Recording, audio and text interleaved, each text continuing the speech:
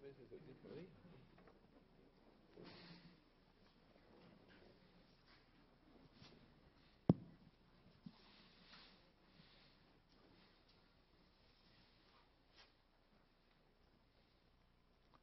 Muy buenas noches a los concurrentes a esta reunión en la cual distinguidos expositores nos hablarán del tema fundamental que es la participación política de la juventud. En pocas ocasiones como esta, un cambio promocional o generacional de personas se junta con un profundo cambio tecnológico, cultural, yo diré civilizacional. En muchas ocasiones se han producido movimientos culturales. El siglo XVIII, siglo de las luces, fue uno de ellos, y significó el ingreso en la política de nuevas promociones. Este insigne grupo burgués de abogados que hizo la gran Revolución Francesa, levantó las banderas de ese cambio cultural. Pero no había en ese momento un cambio tecnológico, científico, tal cual se está produciendo en este tiempo. Este es un tiempo en el cual el cambio, no digo de la clase política, que es un término a veces odioso, sino el cambio generacional en la política se acompaña de un cambio de valores culturales, pero esencialmente de un cambio tecnológico profundo, cuyas consecuencias todavía no alcanzamos a ver quienes hemos nacido en los cánones de otra forma tecnológica. Esa es la enorme importancia que este momento tiene y por eso queremos que los jóvenes mismos nos den una versión del significado de este tiempo.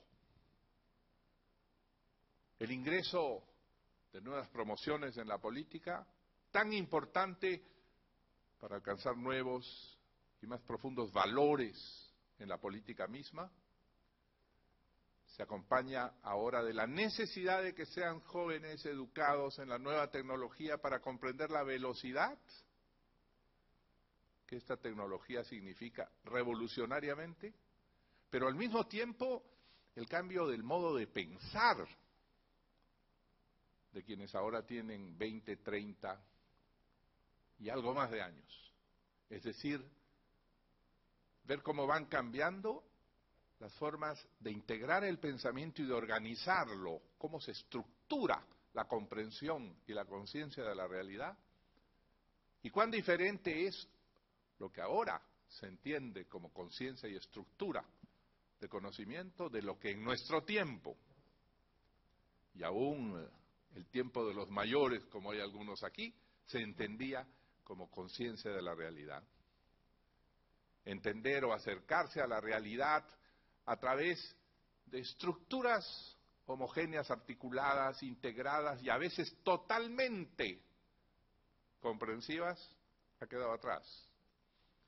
Hoy día recibimos la realidad a través de estímulos que organizamos y desorganizamos permanentemente. No es solamente la velocidad en la transmisión del Internet, es la velocidad en la recepción, estructuración, articulación y luego crítica y reestructuración de lo que recibimos. Y esto es una nueva forma de estructura mental, por ende una nueva forma civilizacional, que significa cambios profundos en conceptos aún para mi generación.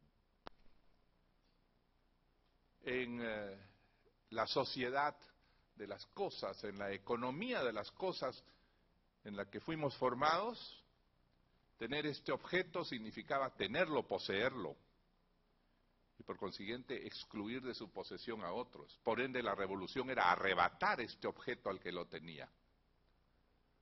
Hoy día, en que la economía se desmaterializa y el mayor y mejor valor de la economía es transmisión de datos y de bienes no materiales, servicios, ahora uno puede tener el conocimiento y hacer que 1 millón de personas o toda la humanidad en conjunto lo tenga sin perderlo. Eso significa que la justicia tiene otro significado.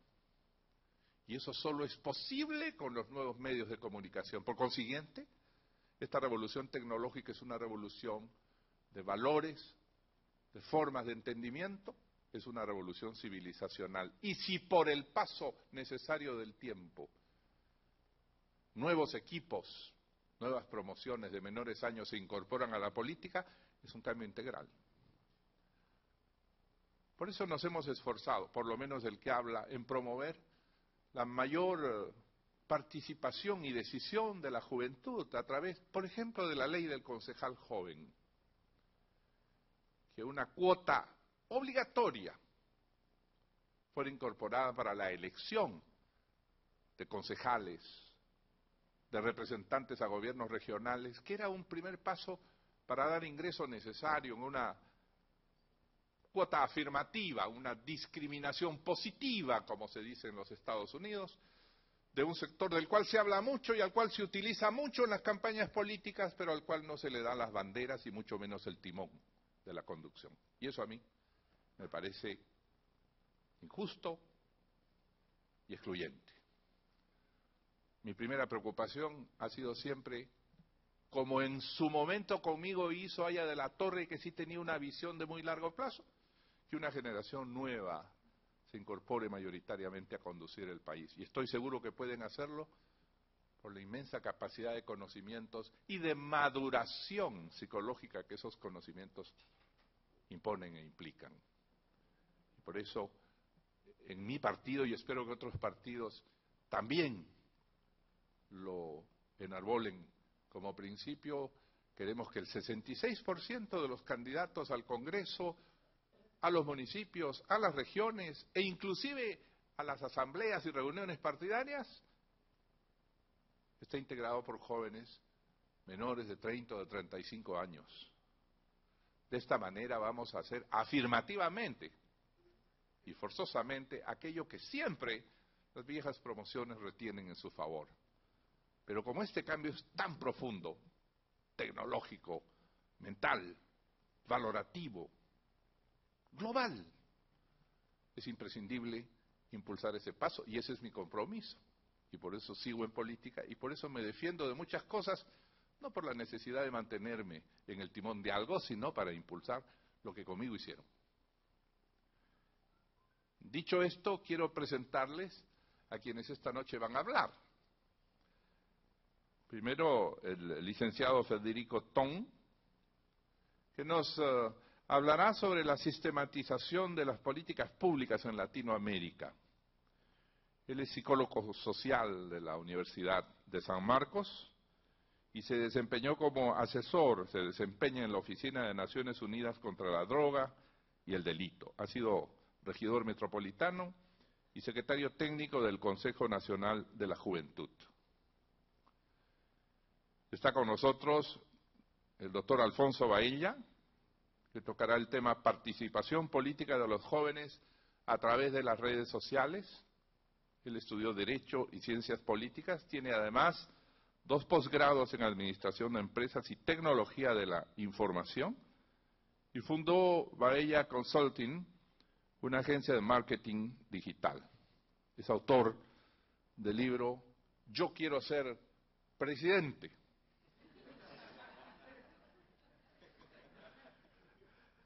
Y fue director de comunicaciones de la campaña presidencial de Pedro Pablo Kuczynski en el año 2011. Don Alberto de Belaúnde de Cárdenas, exalumno mío en esta maestría, tocará el tema política de juventud en los gobiernos locales, con la experiencia que él tiene. Es abogado de la Pontificia Universidad Católica del Perú, diplomado en Gestión Pública y Políticas Sociales en la Escuela de Gobierno, y actualmente se encuentra en el 2º ciclo de maestría. Se desempeña como jefe de gabinete de la Municipalidad de Miraflores. El señor Renzo Ibáñez tratará el tema de análisis de las actuales acciones del gobierno a favor de la juventud. Es egresado de Ciencia Política de la Universidad Católica, director de investigaciones sociopolíticas de una empresa consultora y ha sido vicepresidente del Centro Peruano para la Democracia. Es dirigente del partido aprista y ex candidato al Congreso y ex gobernador de Lima. Y el licenciado Álvaro Quispe, que nos expondrá sobre los logros en política de la juventud del gobierno 2006-2011, algo se habrá hecho. Es licenciado en Administración de Empresas, máster en Estudios Políticos Aplicados de la Universidad Ortega y Gasset en España, y es además exalumno en la Universidad de Salamanca, España. Es secretario nacional de la Juventud y ex regidor de Villa María del Triunfo. Les agradezco a todos ellos participar en esta exposición y doy la palabra en primer lugar al licenciado Federico Tong para el tema sistematización de políticas públicas en Latinoamérica. Por favor. Gracias, presidente. Es un honor para mí estar esta noche en este espacio académico. El año 2001 recordaba que conocí al presidente García en el debate de la segunda vuelta electoral, justamente hablando sobre los temas de políticas de juventud. Y el mundo ha cambiado, América Latina ha cambiado y obviamente el Perú aún más.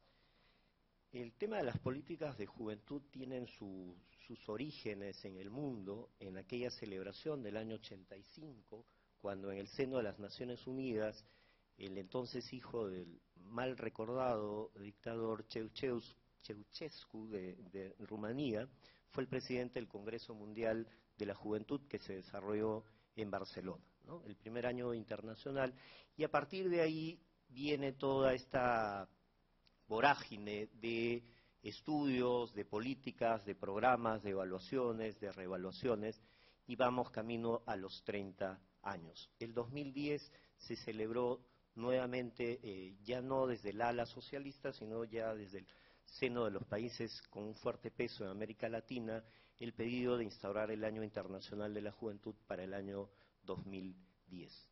En líneas generales, en América Latina se vive un escenario favorable a los temas de juventud. Es muy larga la lista, pero podríamos enumerar algunas de las herramientas más importantes que competen a los jóvenes. Pero antes de hacerlo, el tema de la juventud siempre ha estado como tema recurrente de análisis y en los medios de comunicación desde una mirada de estigmatización de este vínculo complejo, delicado y sensible en la opinión pública como es el de la juventud y la violencia. De hecho, no solo América Latina es la región más desigual del mundo, de hecho comparte con el África las más altas tasas de criminalidad, pero lo que es más grave aún, América Latina tiene el triste honor de tener la tasa de homicidios cuyas víctimas o perpetradores son jóvenes, están en América Latina. El último informe de nuestra oficina sobre homicidios a nivel global revelaba, por ejemplo, que un joven de 20 años en El Salvador, al cumplir los 32 años, tenía 2.8 probabilidades de ser víctima de un homicidio, cuando la tasa no supera, de riesgo es menos de 1 a nivel mundial. Y el segundo elemento de preocupación y clave en las políticas de juventud son los temas de empleo. Acaba de reunirse la OIT y las cifras arrojan un indicador preocupante y constante en las dos últimas décadas, que es este segmento de jóvenes que no estudian ni trabajan y tampoco están buscando estudiar ni trabajar. Estamos hablando de una población juvenil en América Latina y del Caribe de 106 millones de jóvenes. El déficit de empleo decente es de 50 millones y de estos 23.7 millones no estudia ni trabaja. Solo un cuarto de estos 23 millones está buscando empleo, pero sin mayor éxito. Estas cifras trasladadas al Perú, estamos hablando en el rango de 15 a 24 años de jóvenes que no estudian ni trabajan, de 1.200.000. La mayoría son mujeres, básicamente dedicadas a las actividades domésticas, pero hay un cuarto de esta población que constituye este núcleo duro en la cual se arraiga todo este conjunto de conductas de riesgo y de delito que ocurre en el país. Según la gerencia de los centros juveniles en el Perú, tenemos más de 51.000 adolescentes que están internados por casos de homicidios, y es una cifra no tan reciente, es la del año pasado, no hay una cifra disponible en este momento. Esos son dos de los grandes temas de preocupación mundial en la agenda pública. ¿Cómo se ha respondido desde los organismos internacionales? Está por cumplirse los objetivos del milenio, en cuya cumbre el año 2000 se fijó como fecha el 2015. Se hizo una reestructuración y se planteó como una de las metas lograr el trabajo decente para los jóvenes y las mujeres. En ese escenario han habido muchos cambios, muchas crisis internacionales, y ese es uno de los objetivos que difícilmente va a lograrse hacia el 2015. Y esa es una de las discusiones al interior de Naciones Unidas para el post-2015, cómo prestarle la mayor atención a los temas de generar trabajo decente para la juventud. Una segunda herramienta importante para las políticas de juventud es el Informe Mundial de Desarrollo que publica anualmente el Banco Mundial. El año 2007 presentó en Indonesia el informe dedicado a los jóvenes y las nuevas generaciones. Esta herramienta nos ofrece tres tipos de políticas importantes: la formación de capacidades, segundo, la generación de oportunidades, y algo que está bastante desarrollado es las políticas de generación de segundas oportunidades, para aquellos que cruzaron la línea, para aquellos que se equivocaron y no tomaron caminos más productivos o caminos productivos por cual fuere la razón. Otra herramienta importante desde el seno de las Naciones Unidas es el Programa Mundial del año 2000 y los años subsiguientes, que estableció 10 esferas de trabajo, dentro de las cuales se incluía el tema de la participación y en particular la participación política de la juventud, ¿no? A esta se han ampliado 5 otros temas, como el problema de las drogas, por ejemplo. Aterrizando ya un poco más, ¿cuál es el balance de poco más de 2 décadas de entidades y de leyes de juventud en América Latina?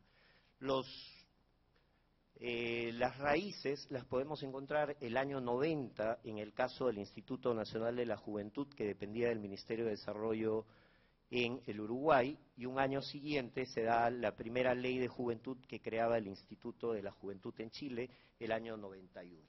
En términos de entidades, hoy en día todos los países de América Latina tienen una entidad, desde los ministerios de la juventud, en el caso de República Dominicana, hasta organismos de diferente rango. En esa mirada, 5 países han destacado nítidamente en América Latina. El más importante, el más compacto, el más sostenido y con mayores documentos de evaluación de estas políticas es el caso del Instituto Chileno. Una segunda experiencia importante, la del Instituto de la Juventud del Uruguay.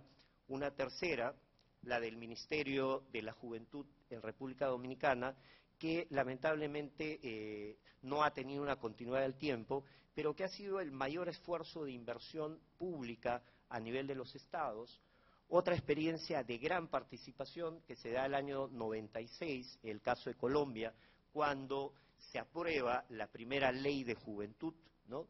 Que por estas cosas, presidente, tenía este voluntarismo, ¿no? Algunos de los artículos de esa ley decía garantizar la felicidad de la juventud, como si la juventud pudiera decretarse, ¿no es cierto?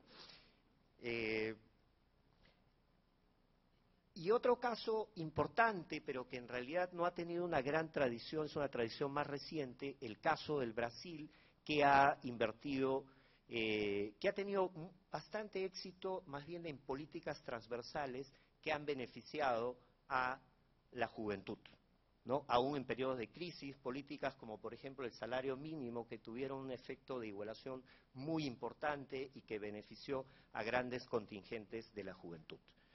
Para ir aterrizando ya al tema específico de la participación, una herramienta aún no ratificada por el Estado peruano, pero que fue suscrita el año 2005 en Badajoz, en España, que es la Convención Iberoamericana de los Derechos de la Juventud, cuyas tesis centrales, cuya redacción central ha sido hecha por un constitucionalista peruano de talla internacional como el doctor Bernales, y que tiene un capítulo importantísimo y que es clave a tomar en cuenta en estas nuevas preocupaciones por la participación política y social de los jóvenes, que es el capítulo de los derechos civiles y políticos, ¿no? Aquí hay un símil con la Convención de los Derechos del Niño. Es un texto que apunta a darle continuidad a la herramienta que ha tenido la mayor suscripción a nivel de todos los estados del mundo, salvo Estados Unidos y una república africana. Quisiéramos señalar algunas propuestas, pincelar rápidamente algunas propuestas para este debate. Consideramos que a nivel de las materias de políticas de juventud es necesario lanzar en América Latina, en el Perú, una suerte de coalición nacional para una democracia de calidad. Esta democracia de calidad debiera estar sustentada en recuperar la noción de carrera. El presidente García ha citado la ley del concejal joven, que ha sido un avance importante. Antes de la aprobación de esta ley y su aplicación en las elecciones del 2006, el número de autoridades jóvenes entre los 18 y 29 años no superó los 1000.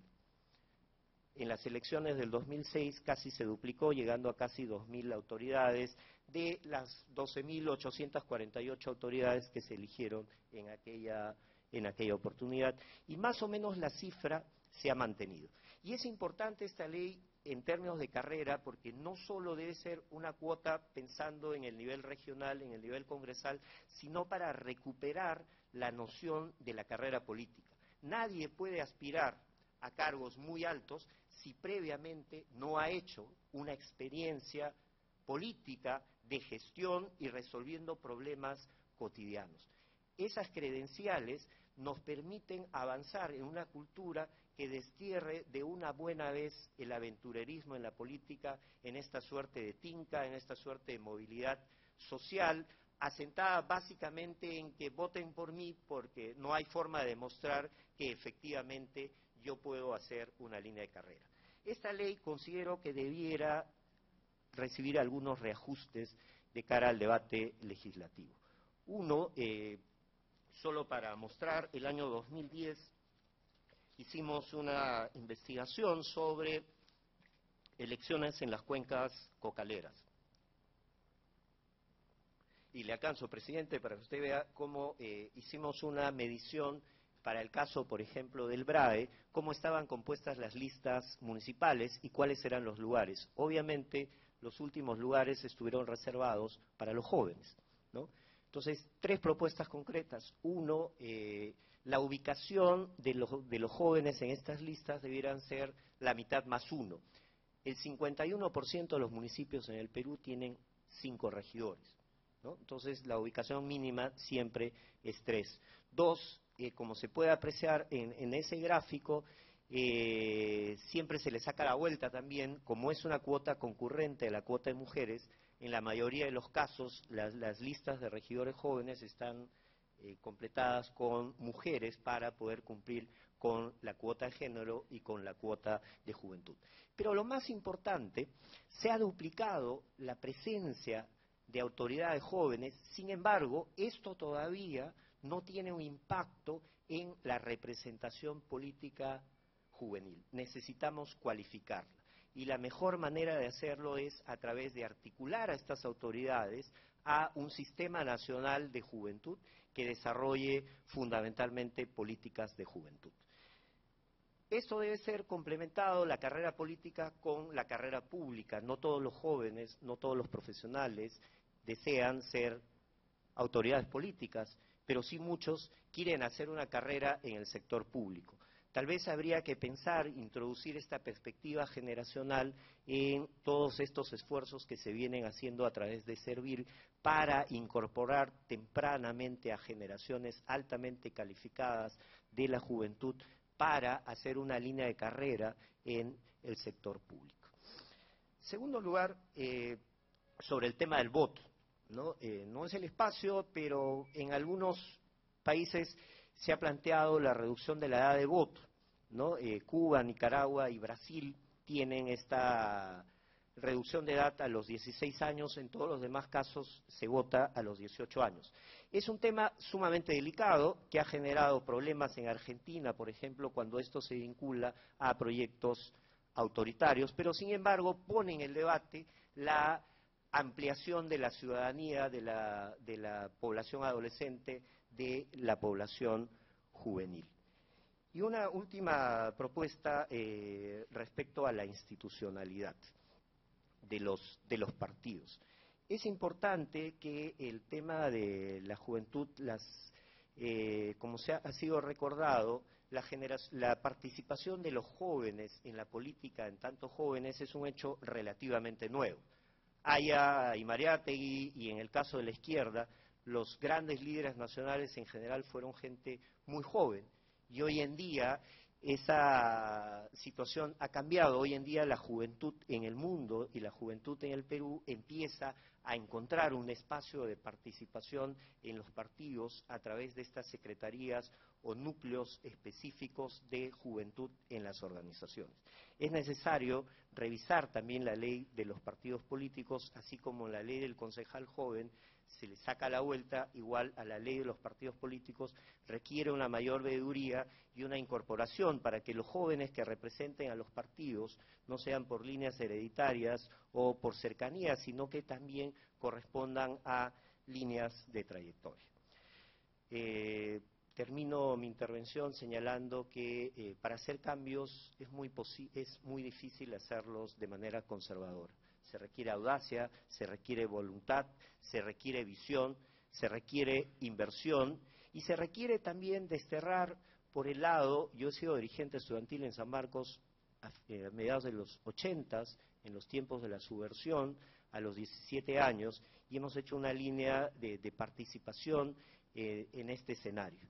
Lo que nos ha mostrado la experiencia es que el gravísimo error que ha habido en las políticas de juventud, en las organizaciones juveniles, es haber generado guetos, sobre todo en los sectores más organizados y politizados, que han generado una barrera y han convertido este tema en un asunto juvenilista. El tema de la juventud es muy importante para la sociedad, para el país, como para que sea un coto exclusivo de la juventud. Se requiere entender puentes, se requiere entender diálogos intergeneracionales para poder construir políticas mucho más relevantes, mucho más pertinentes y que tengan una real incidencia en la toma de decisiones. Si no, el tema seguirá siendo un referente electoral, un discurso que nunca termina de aterrizar y cada 5 años estaremos nuevamente discutiendo esto. Yo tengo una gran esperanza. Acabo de revisar el Latinobarómetro que acaba de publicarse y encontramos elementos importantes. Si bien la juventud aparece por debajo de los adultos mayores de 30 años, entre 18 y 29 años, menos afectos a la política y a la incorporación a los partidos políticos, sin embargo, la juventud peruana aparece en América Latina como predominando aquel sector emprendedor. Segundo, según este Latinobarómetro, ha aumentado el optimismo por la democracia, por un futuro mejor y en mayor proporción en el caso de los jóvenes. La democracia en el Perú se sitúa en este sondeo en un crecimiento del 56% de identificación plena con la democracia y se ha reducido al 23% la cierta simpatía hacia regímenes autoritarios. Creo que hay mucha madera por tallar, creo que hay esperanza, hay posibilidades y estamos frente a una generación que por primera vez la palabra crisis no es la más importante en su diccionario y creo que lo que se requiere es una élite política que sirva de ejemplo y canalice este entusiasmo, este optimismo y estas enormes capacidades que tiene la juventud en el Perú. Muchas gracias.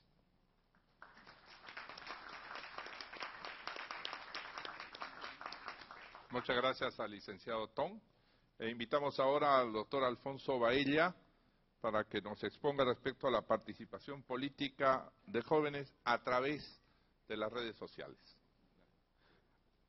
1, 2, 3. Antes que nada, gracias, presidente García, por esta invitación.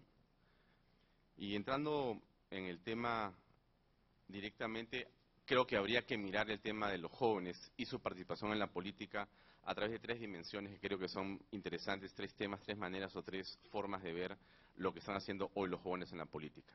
Una debería ser la conectividad, una segunda debería ser la participación y una tercera las garantías de esa participación. Creo que estos son 3 temas transversales, pero son importantes para poder entender cómo podemos facilitar y promover la participación juvenil en la política nacional.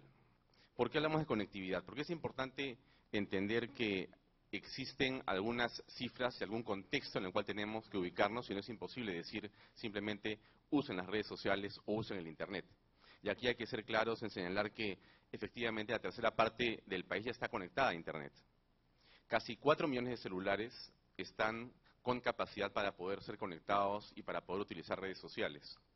Que existen casi 12 millones de usuarios en Facebook, que existe casi 1.5 en Twitter, que existen casi 30 millones de celulares en las manos de peruanos y que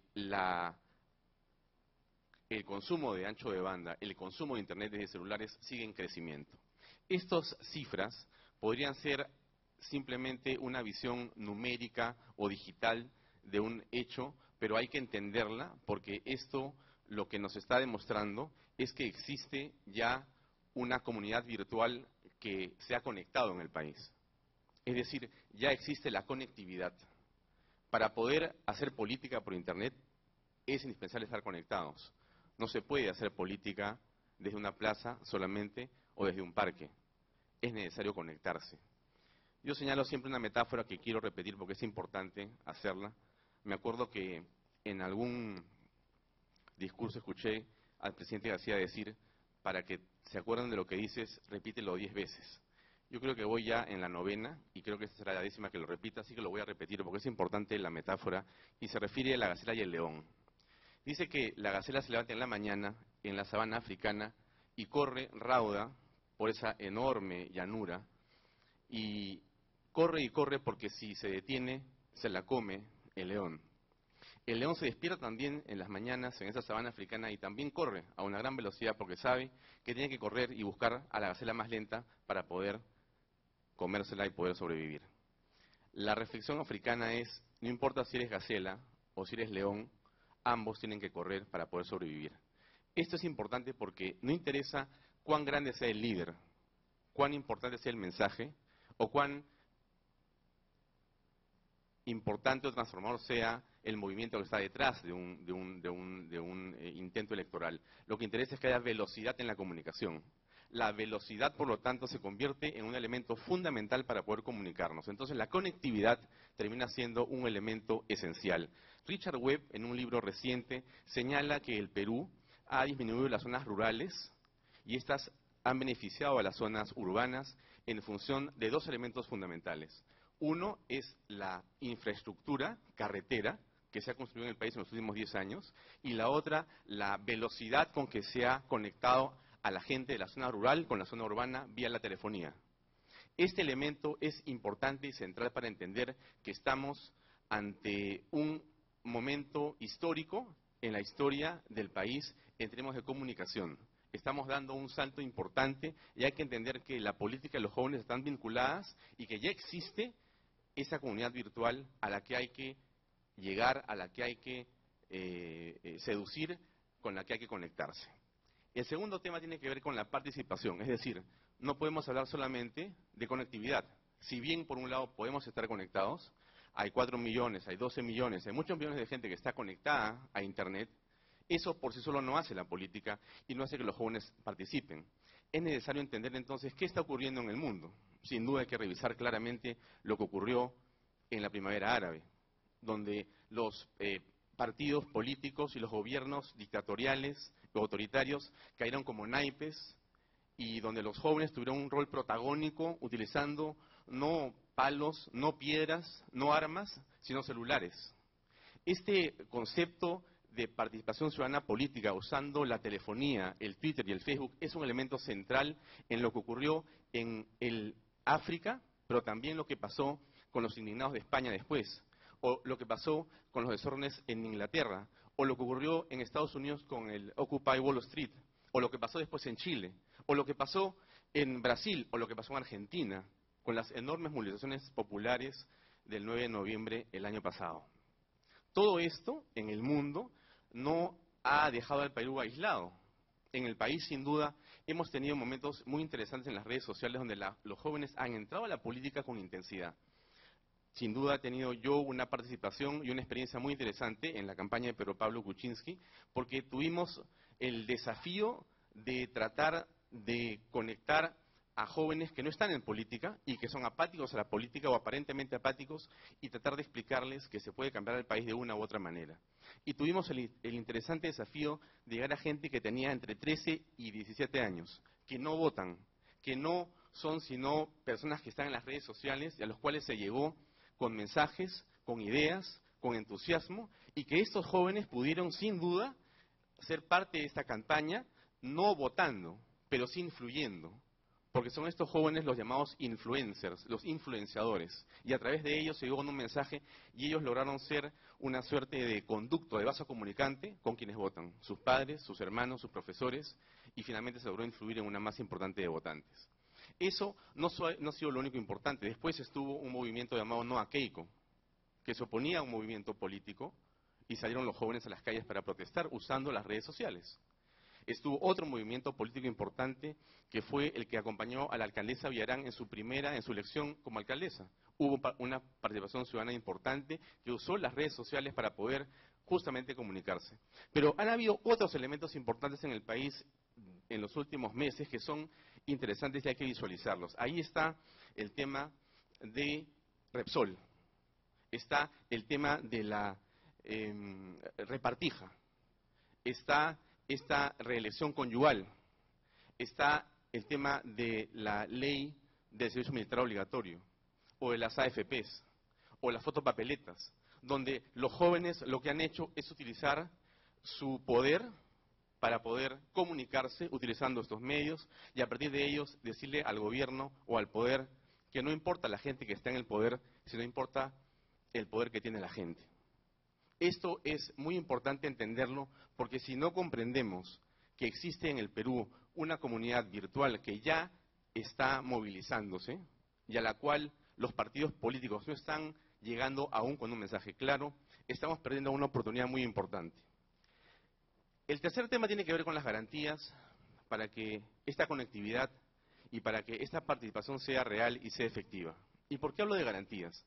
Porque es imposible pensar que la juventud puede participar en política si es que no tenemos las garantías para la libertad.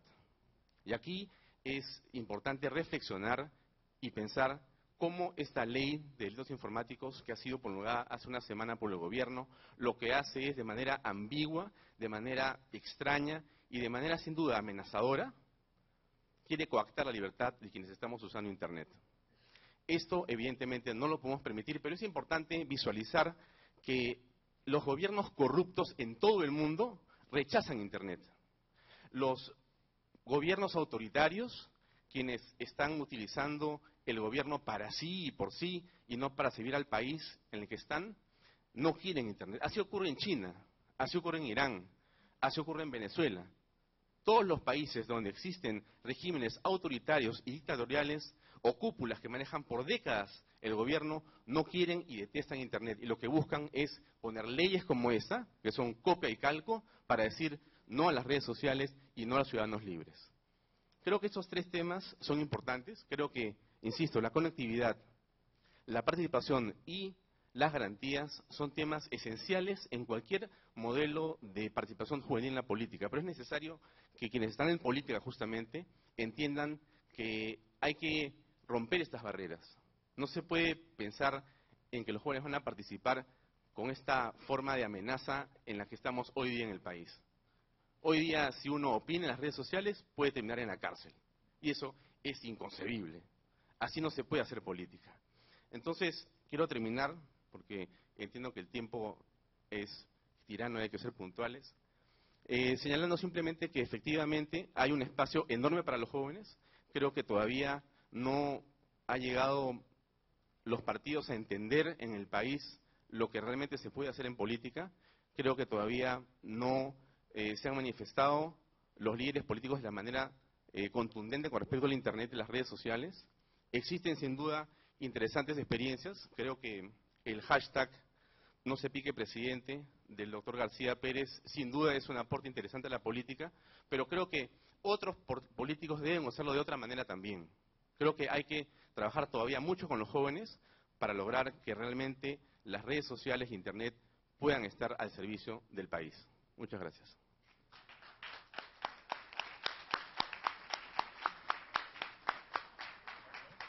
Muchas gracias al doctor Baella.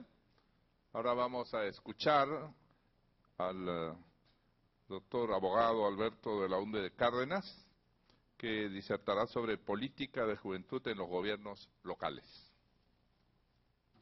Buenas noches, muchas gracias.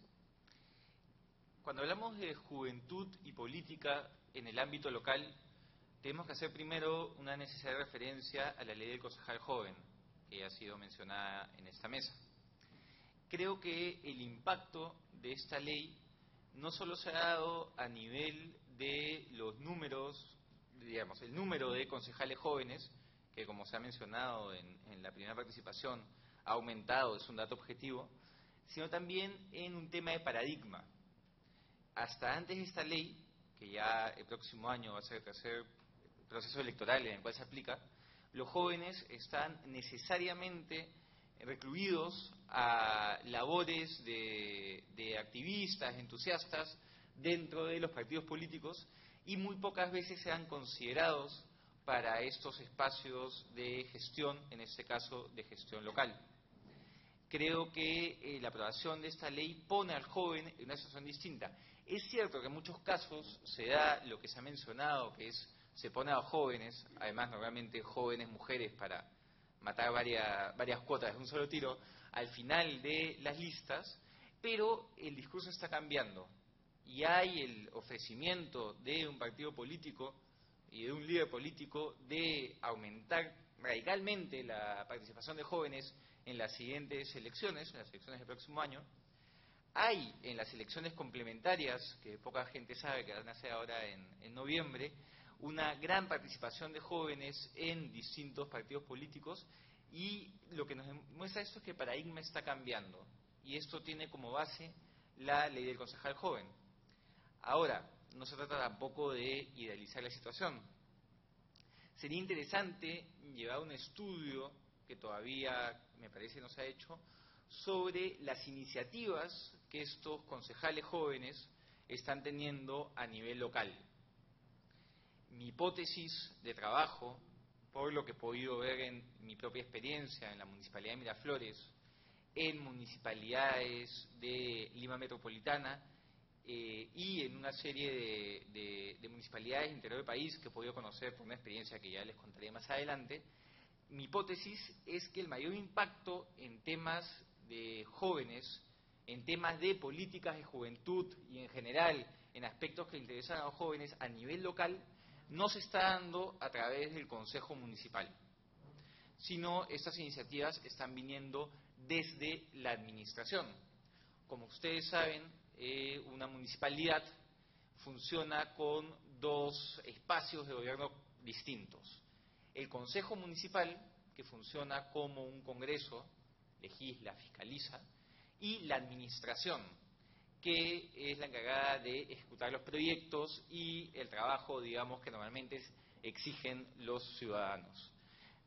Normalmente no es muy conocida esta diferencia por la gente que no está muy involucrada en la gestión local, porque a diferencia del Congreso y el Ejecutivo en el ámbito nacional, en el ámbito local ambos espacios son presididos por el alcalde, tanto la administración como el Consejo. Por eso la diferencia no siempre queda clara y a veces se le exige a los regidores una labor administrativa y ejecución que no tienen. Entonces, la hipótesis es esta.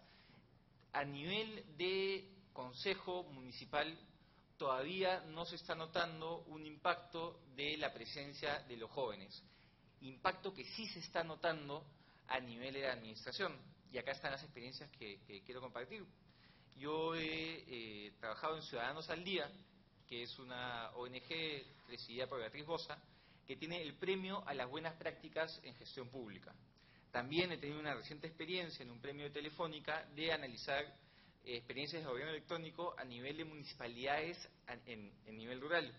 Y bueno, la experiencia en la municipalidad y en municipalidades cercanas, y lo que veo es que las experiencias de emprendimiento laboral de jóvenes, de involucramiento en temas ciudadanos, de participación en presupuesto local, en temas de gobierno electrónico, en temas de desarrollo cultural y en fin, todo lo que tiene interés para los jóvenes, están impulsados por gerentes, subgerentes, responsables de programas de jóvenes, y cuando uno ve quiénes son, en la mayoría de casos, y sobre todo las iniciativas que están siendo premiadas en esos espacios, son gerentes, subgerentes y coordinadores jóvenes. Entonces, cuando hablemos de la presencia de los jóvenes en el gobierno local, no veamos solo el consejo, veamos también la administración. Porque normalmente cuando hablamos de política y juventud, tenemos esta visión de la política como la visión que tal vez es la más atractiva, ¿no? Uno cuando habla de política no se imagina al funcionario en su computadora sentado 8 horas en un escritorio, sino se imagina visión más electoral y romántica, con puestos de representación, campañas políticas, pero tengamos en cuenta que finalmente el objetivo de la política es la incidencia pública a favor de la sociedad, y esta también se da a nivel del trabajo administrativo en un gobierno local. No nos quedemos solo con un tipo de funcionario, el funcionario elegido, el funcionario que representa. Veamos también aquellos que cumplen un rol dentro de esta burocracia. Y acá, bueno, creo que estos jóvenes justamente están mostrando estas experiencias interesantes, porque por un lado ya están llegando a la administración pública los llamados nativos digitales, aquellos cuya experiencia con la tecnología no es una experiencia, digamos, ganada ya avanzada la etapa formativa, sino gente que ha nacido y se ha relacionado toda su vida con la tecnología. Entonces piensa y se relaciona en base a las nuevas tecnologías de la información. Entonces la mayoría, por ejemplo, de experiencias de gobierno electrónico son impulsadas por personas jóvenes que además tienen un paradigma distinto. Ellos recién llegan a la gestión pública, todavía no tienen esta visión que a veces invade a mucha de nuestra burocracia, de esta cuestión cansina o temerosa o con paradigmas ya establecidos, sino que las ganas de innovación son mucho mayores. Pero claro, cuando seguimos hablando de la presencia de jóvenes en el Estado, creo que nos estamos encontrando con una pared, porque no sabemos muy bien quiénes son, dónde están, qué es lo que piensan, qué es lo que sienten, porque la información todavía no es la adecuada como para pensar en políticas públicas dirigidas a ellos, al servidor público joven. Creo que sería, por ejemplo, muy positivo pensar en un censo de servidores públicos jóvenes. ¿Quiénes son? ¿Cuántos son? ¿Qué cargos ocupan? ¿Cómo llegaron ahí? ¿Cuál es su régimen laboral? ¿Cuánto ganan? ¿Cuáles son las expectativas? Una serie de información cuantitativa que nos permita luego saltar a un trabajo de información cualitativa. ¿Qué los motiva? ¿Por qué están en el Estado? ¿Dónde se ven en 5 años? ¿Piensan hacer una carrera pública dentro del Estado? ¿Cuál es el clima laboral? ¿Están contentos con el clima laboral? ¿Están en el Estado porque no son lo suficientemente capaces como para un mercado más dinámico en el sector privado? ¿O están en el Estado por una auténtica vocación de servicio? ¿Cuál es la realidad de nuestro Estado joven?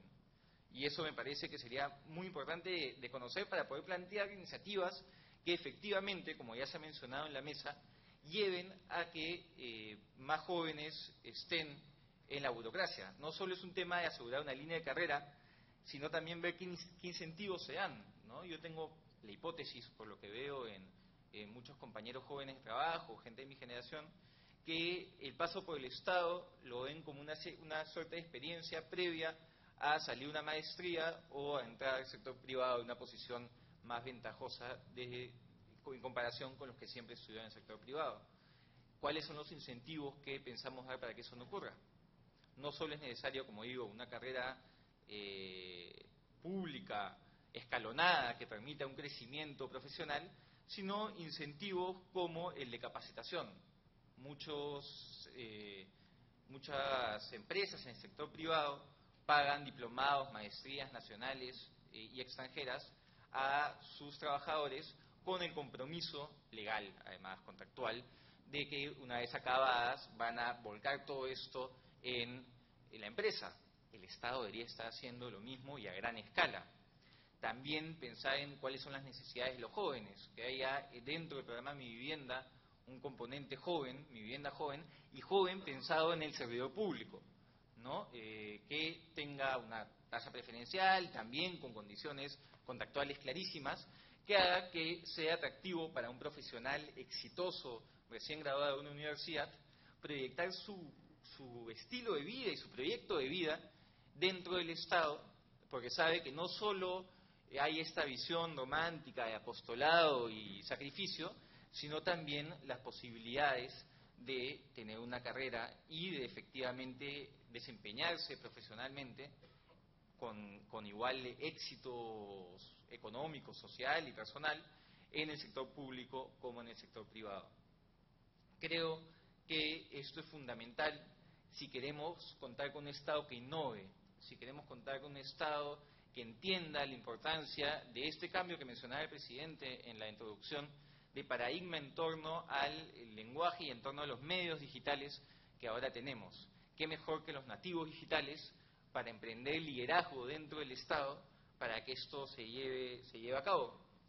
Y creo que ahí están los principales retos de acá en adelante. No solo ver las iniciativas y aplaudir las iniciativas que existen de jóvenes en el Estado, sino cómo asegurar que no sean la excepción, sino la regla. Muchas gracias.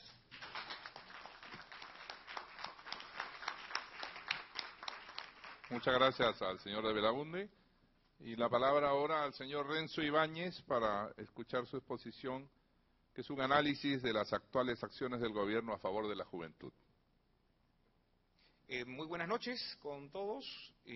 Muchísimas gracias a los organizadores del evento, el Instituto de Gobernabilidad, en especial el presidente Alan García, por permitirme esbozar algunas ideas. Bueno, creo importante ese tipo de charlas porque genera algunos hilos de presente desatendidos para avanzar hacia adelante, y qué más que hablar de la juventud, que es un poco el soporte material del futuro. Y en este aspecto yo quisiera hacer un breve, digamos, mapeo de lo que ha sido la experiencia de este gobierno en función a materia de políticas públicas hacia la juventud, que no es mucho, que no he encontrado, y mucho salvo algunos diagnósticos, ¿no? Evidentemente, como se planteó la Secretaría Nacional de Juventudes, con cierta coordinación en los gobiernos regionales y locales, algunos consejos regionales que velan, digamos, por impulsar algunas políticas de juventudes en algunos espacios locales.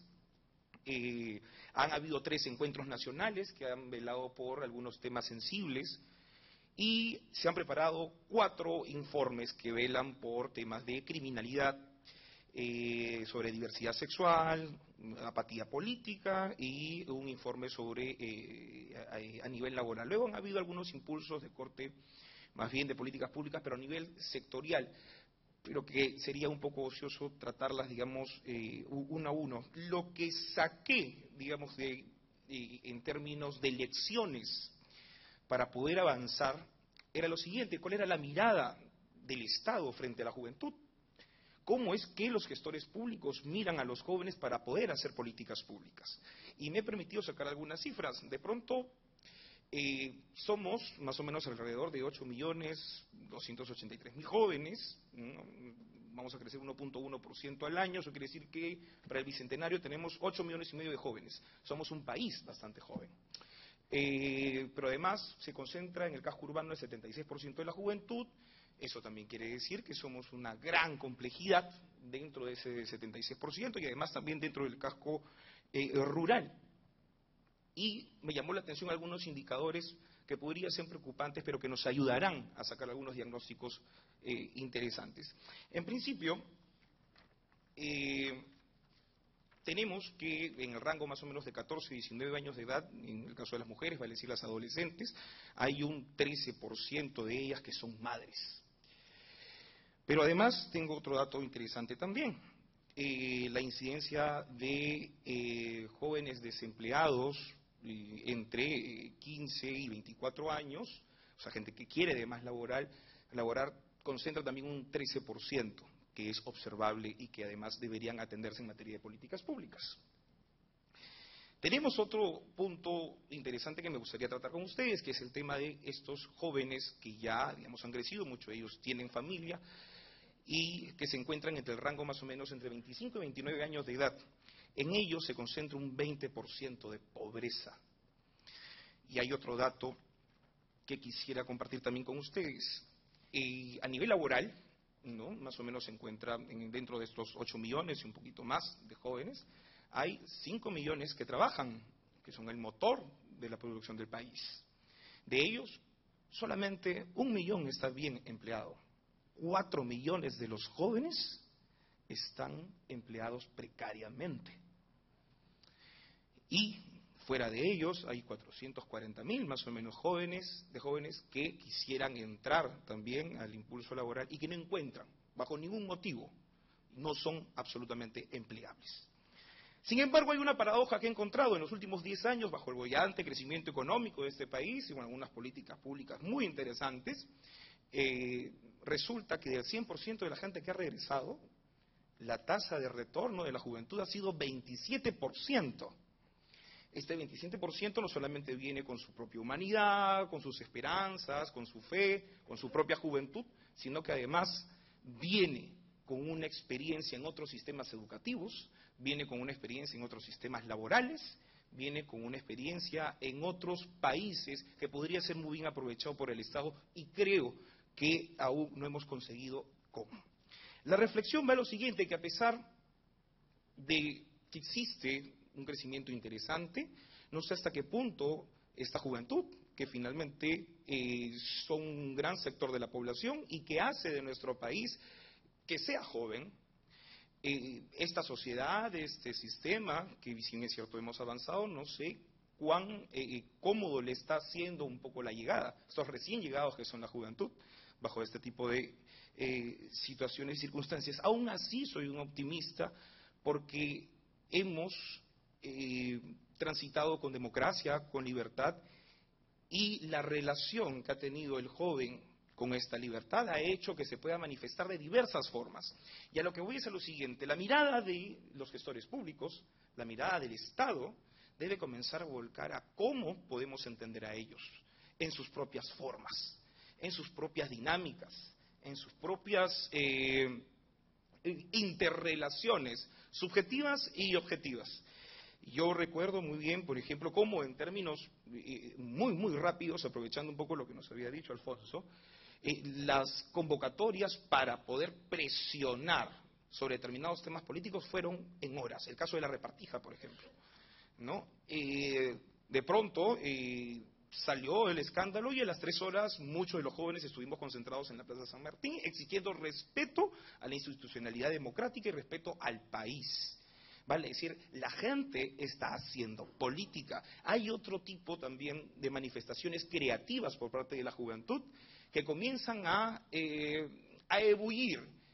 Y por eso es que creo que deberíamos quitar el San Benito este de que la juventud hoy en día es una juventud apática. No lo es. Lo que pasa es que nos hemos acostumbrado muchas veces a ver la política bajo el marco y el ente tradicional, que era lo que sucedía de pronto en los años 30, 40, las instituciones políticas eran unas instituciones modernas que comenzaran a generar algún cierto tipo de identidad y concentraban a poblaciones y a muchas masas. Y bajo los lentes de estas macro teorías, vale decir el marxismo puede ser en algún momento en el Perú, bajo el aprismo, por ejemplo, se podía comprender absolutamente todo. Una tradición un poco hegeliana de estos metarrelatos, de construir un poco, de pensar en la historia y de ver cómo es que nosotros podríamos solucionar las cosas cotidianas a partir de estos lentes. a partir de estas grandes macroteorías. Pasa el tiempo y de pronto nos encontramos con esto que algunos filósofos, Derrida y algunos otros, han llamado la posmodernidad. Esta caleidoscopización, esta desestructuración de miradas, ¿no? En donde la juventud comienza a tener una suerte de cortoplacismo, que no es malo, simplemente es una realidad contundente de lo que es hoy la juventud para poder entender la política. Y en ese sentido, ya no son las grandes macroteorías las que hacen que entendamos los fenómenos políticos, sino más bien las voluntades que son muy coyunturales, las voluntades de corto plazo, y es por eso que hoy en día un joven ya no acepta gran peso que significa, por ejemplo, las militancias políticas. El hecho de aceptar, por ejemplo, 80 años de historia, a pesar de que yo tengo 19 años y tengo de pronto un mes en un partido político, es aceptar demasiado peso. Y es bastante complicado. Pero además tampoco se han podido resolver políticamente, o no ha habido una respuesta política por parte de los partidos políticos, y mucho menos desde el Estado, para asumir el gran reto de solucionar problemas, por ejemplo, la precarización del trabajo, de un lado, o cómo hacemos con el tema de la educación. Tenemos este gran bolsón llamado bono demográfico.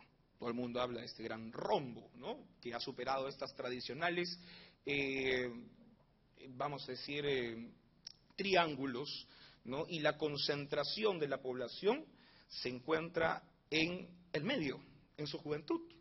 Y es esa juventud la que nos va a dar un poco el gran salto a la modernidad. Gracias a Dios, a comparación, por ejemplo, de otros países como Uruguay, que son países viejos. En el caso del Perú, el Perú es un país bastante joven y le está dando este bono democrático, este bono demográfico a sus hijos. Pero yo no solamente le llamaría bono demográfico, le llamaría también un bono tecnológico, porque este bono, esta cantidad de jóvenes, están ahora construyendo un nuevo idioma para el futuro. Yo recordaba mucho, por ejemplo, a los profesores Biondi y Zapata, que hablaban sobre los epistemes y las construcciones de entendimiento a lo largo de la historia, ¿no? Hablaban de la oralidad, hablaban de la escribalidad, pero además hablaban también de la electronalidad. Y resulta que, por supuesto, nosotros somos un país andino, somos un país que convive todavía con estas lógicas orales, y es mucho más fácil para un hombre que ha sido criado en un sistema oral, a pesar de haber pasado por el colegio, de tener una cercanía, por ejemplo, con la tecnología, con estas lógicas de pensamiento electronal, ¿no? Es mucho más fácil tener un iPhone para un hombre altoandino que tener, por ejemplo, un libro en el cual va a comenzar desde un prólogo y terminar, por ejemplo, con un colofón. Eso ya no es moderno porque, digamos, existió en algún momento, pero hoy en día un iPhone le puede parecer mucho más familiar, y es por eso que me pongo a pensar, atreviéndome un poco a sacar algunos conceptos como una suerte de el estado electronal para la inclusión. ¿Por qué no pensar en lógicas para poder avanzar hacia la inclusión real del país por medio de un Estado que le provea de herramientas tecnológicas que además corresponden a un episteme, a un psique, una forma de pensar oral que creo podría empatar muy bien? Yo quería hacer estas reflexiones porque creo que es necesario pensar a la juventud, además, en términos de proyección. Nos hemos acostumbrado a pensarla, además, de manera muy enceldada, muy encerrada, como si la juventud, la adultez o la niñez no tuviese ningún tipo de relación con las otras etapas de la vida, ¿no? Hablaba un señor llamado Víctor Turner, las liminalidades, ¿no? ¿Cómo hacemos para que las transiciones también importen? Porque para hablar de políticas públicas no solamente podemos hablar de sectores que estén sumamente definidos y rígidos, sino además cómo hacemos para que los tránsitos puedan importar para hacer políticas públicas. Esto debería aterrizarse evidentemente a nivel de políticas. No es el tema de ahora, pero yo creo que estas ideas se deberían recoger para comenzar a entender a la juventud. Tenemos que entender a la juventud para sacar políticas públicas. Debemos escuchar a los jóvenes cuando gritan que quieren, por ejemplo, no sé, hay una gran marcha que comienza todas las primeras semanas de mayo, que es por la legalización de la marihuana. Más allá de que uno esté a favor o en contra, lo que existe es un grito de la juventud por hacer política en función de políticas de salud. No te están diciendo, oiga señor, legalice, o tal vez sí, pero sí te están diciendo, oiga, haga algo en términos de salud pública. Hay que comenzar a interpretar las literalidades de la juventud. Me pongo a pensar cuál es el gran efecto o el gran fenómeno que nos dice Gamarra, por ejemplo. Gamarra es el gran motor comercial, Gamarra es el gran motor de la modernidad económica o de cómo salió el emprendedor peruano, lo que hemos estado escuchando muy bien, que es cómo nos perciben a nivel de América Latina dentro del Perú. ¿Y cuál es el motor de Gamarra? Por lo menos un 65 o 70% de quienes laboran en Gamarra, quienes le generan creatividad a Gamarra, son jóvenes. Mi saludo a todos ustedes. Yo termino aquí y solamente decirles que queda mucho por recorrer, pero además mucho optimismo también que darle, porque somos un país bastante joven y necesita de bastantes políticas públicas para la juventud. Gracias.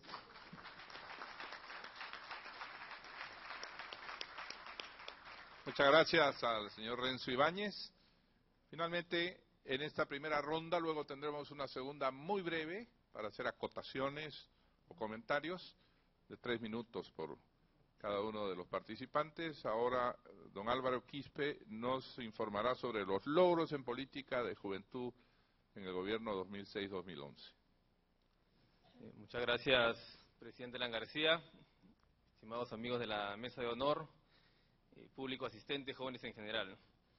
Sin duda que este es un tema bastante importante para el país, en especial en un momento en el que el Perú vive una etapa de crecimiento, desarrollo y de inversión. Y cuando estamos aquí analizando el tema de la juventud desde su ámbito institucional, desde su ámbito de política pública y principalmente desde su ámbito de participación, tenemos que decir mucho en cuanto a avances concretos, en avances medidos y en avances en el cual se ha generado que la juventud pase de ser un espacio solamente de teorización, un espacio en el cual sea proclive a ser utilizada en un ámbito electoral, en un ámbito de reclamo social, a ser protagonista y actor concreto del desarrollo del país. Y en este aspecto yo quisiera esbozar primeramente desde el ámbito de la participación juvenil. Cuando hablamos de participación juvenil estamos hablando que los jóvenes quieren ser actores estratégicos en su propio espacio y en su desarrollo, en este caso como país. En este aspecto, el gobierno 2006-2011, pero también experiencias anteriores, en las cuales yo no quiero dejar de indicar, ha venido construyendo una institucionalidad en políticas de juventud. El doctor Tong nos hablaba que este tema se inició en el año 85, y es muy cierto, algunos países de América Latina tuvieron mayor fuerza, mayor incidencia en poder posicionar la temática pública a nivel de juventud, Chile, Uruguay, México. En el Perú todavía es un espacio o es un proceso que está en desarrollo, es un espacio que está todavía progresivamente construyéndose, pero en términos de participación siempre hemos visto la movilización de jóvenes, y siempre se ha creído que la movilización de jóvenes o el activismo juvenil, muchas veces teorizado y muchas veces concentrado en un pensamiento ONGista, era darle lugar a la juventud. Y creo que ese paradigma se supo romper, se supo desdeñar y principalmente se ha erradicado a partir del año 2006, cuando se ha impulsado a los jóvenes del reclamo en la calle a un consejo regional, a un consejo local, a decidir el desarrollo y el futuro de su comunidad, a desarrollar un presupuesto y a legislar a nivel regional y local. Esta ley, que puede parecer de repente fácil de impulsar, pero que tiene un gran impacto y una gran trascendencia, yo quisiera esta noche decir los resultados y las cifras de esta ley del concejal joven. Primero hay que hacer historia en el sentido, y qué bueno que este evento lo haya impulsado el presidente, porque él impulsó esta ley, y recuerdo muy bien un artículo en el año 2005, en noviembre, en un diario local, su propuesta, que posteriormente fue bandera de campaña, y que en agosto, ni bien iniciado su mandato, se aprobó. Pero no se aprobó y lo digo como testigo de este proceso en el cual se impulsó. No se aprobó por la voluntad del Parlamento, sino se aprobó, y hay que decirlo con todas sus letras, por la voluntad política y la fuerza del presidente de que se aplique en ese mismo periodo electoral, porque recordemos que se promulgó el 12 de agosto y tuvo que haber un cambio en el calendario, en el cronograma electoral, hasta el 30 de agosto para que se pueda incluir y hacer efectiva la ley el mismo año 2006. ¿Qué teníamos antes de esta ley o cuántos jóvenes eran parte de un consejo municipal? Eran alrededor de 840. ¿Cuántos tenemos o cuántos tuvimos después del 2006? Hemos tenido 1.645 autoridades jóvenes repartidos entre regidores distritales, provinciales y alcaldes. Pero algo importante también a destacar, y como autocrítica a los propios jóvenes para la reflexión, es que esta ley no nació en el sentido que los jóvenes se movilizaron solicitándola, que los jóvenes hicieron alguna marcha, tomaron un puente, una carretera, sino que esta ley nació de un propio análisis programático, en este caso de un partido que postulaba una elección, lo planteó, se aprobó, y eso nos genera una reflexión como jóvenes de que en vez de conquistar espacios muchas veces hemos quedado en un letargo y muchas veces no hemos avisorado cuán importante ha sido que a través del cambio de la ley de elecciones municipales, a través de la ley 28869, hayamos podido involucrar en un solo proceso electoral a 1.646 autoridades jóvenes para que sean parte del Estado. Ese es un primer punto. Y el segundo es, viendo el éxito, y viendo el impacto y el desarrollo y la profundización de esta ley, se subió una escala más y se impulsó una ley a nivel de consejeros regionales jóvenes, o la ley del consejero regional joven, la ley 29470, que se aprobó el año 2009 y que se hizo efectiva el año 2010, con lo cual ha dado, estimados amigos, que a la fecha se hayan elegido 3.311 autoridades jóvenes entre regidores, consejeros, alcaldes, regidores distritales, provinciales, y es una masa importante, una masa crítica que ha gobernado del 2006 al 2010 y que actualmente gobierna los gobiernos locales y los gobiernos regionales. En cifras de participación es importante primero porque es un caso único en América Latina, hay que decirlo también. Es un caso bastante, incluso ya ahora analizado, en muchos informes del PNUD, en muchos informes de distintos organismos internacionales, evalúan y han venido a medir el impacto de la ley del concejal joven y del consejero, en este caso regional joven. Pero en ese aspecto también habría que indicar que hemos ido construyendo la institucionalidad de juventud y hemos ido dándole un marco normativo para que eso tenga un sustento. Y cuando se inició el gobierno, en el año 2006, habían ya lineamientos de juventud aprobados. Todavía no estaban las políticas de juventud totalmente desarrolladas. En el año 2007, el Decreto Supremo 2007-027, implementa políticas nacionales de obligatorio cumplimiento, entre ellos la de materia de juventud, con lo cual conforma y consolida la institucionalidad en materia de jóvenes en el Perú, generando en 8 políticas, y específicamente en una de ellas el tema de participación. Otro aspecto importante, y acá se ha comentado sobre experiencias en gobiernos locales y regionales, se ha avanzado de manera bastante ágil y contundente con los gobiernos locales y regionales en generar sus propios espacios de desarrollo de jóvenes. En este aspecto se han consolidado a la fecha 13 planes regionales de juventud en distintas regiones del país. No hay región, y no peco en soberbia, de que no haya generado su propio Consejo Regional de Juventud. Al terminar el 2011 habían alrededor de 16, pero las demás regiones ya en proceso. No tengo la cifra exacta actual, pero todos ya han consolidado sus propios consejos, con lo cual genera una dinámica importante entre la sociedad civil, sus organizaciones juveniles, el Consejo Regional de Juventud, donde están sus autoridades, y siempre hay un consejero o regidor joven, y lo que acá también indicaban, la administración del mismo gobierno regional. ¿Para qué? para poder desarrollar políticas de juventud a nivel regional y a nivel local. Hay que entender que la política de juventud es un concepto transversal en el Estado, no se reduce al Ejecutivo, esto tiene también las escalas nacionales y regionales, y no estamos observando solamente un concepto de juventud a nivel recreativo o deportivo, estamos profundizando la política pública en jóvenes a temas estructurales, de salud, de empleo, de educación, de desarrollo tecnológico. Entonces, en ese aspecto, a nivel gobiernos locales y regionales, se ha planificado y se han aprobado sus propios planes, tienen sus propios espacios.